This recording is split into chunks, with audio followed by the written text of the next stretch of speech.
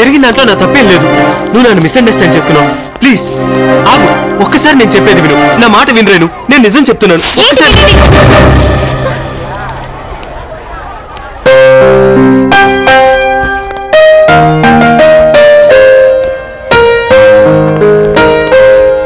Excuse me, please please please ఆగండి. మీతో మాట్లాడాలి. ఏం మాట్లాడాలి? I'm really sorry.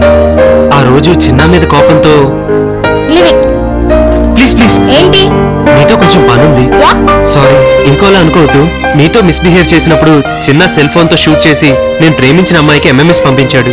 అయితే మీకు నాకు మధ్య ఏదో ఉందనుకొని ఆ అమ్మాయి మిస్అండర్స్టాండ్ చేసుకుని నాకు దూరమైంది. దూరమైతే నేను ఎలాంటి పరిస్థితుల్లో అలా చేయాల్సి వచ్చిందో మీరే అమ్మాయికి చెప్పాలి. నాకేంటి అవసరం? నాకు అవసరం.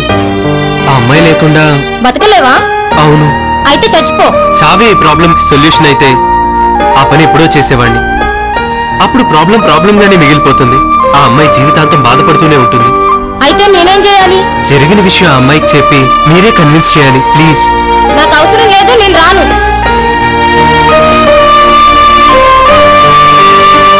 చిన్న ఈ రోజు కాలేజ్కి రాలేదు కదా, రేపు రాని. అసలు జరిగిన దానికి నేను బాధపడుతుంటే దాన్ని MMS చేసి పంపిస్తాడా?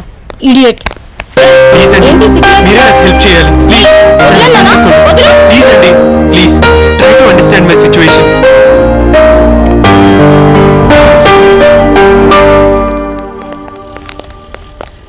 ఆగు రేణు, నేను చెప్పేది ఎలాగో విను. కనీసం ఈ అమ్మాయి చెప్పేదైనా విను. చూడరేను, జరిగిన దాంట్లో హరి తప్పేం లేదు. ర్యాగింగ్ పేరుతో చిన్న హరి సెల్ ఫోన్ లోనే నీ ఫోటో ముద్దు పెట్టుకున్నాడు.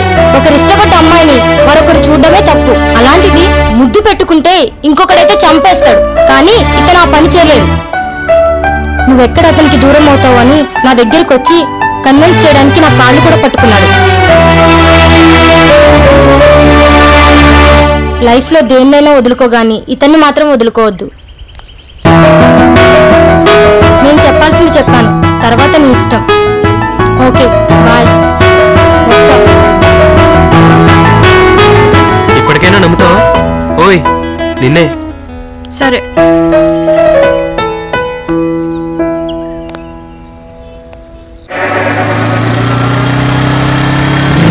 ఇదేంటి సార్ ఇక్కడ ఆపారు?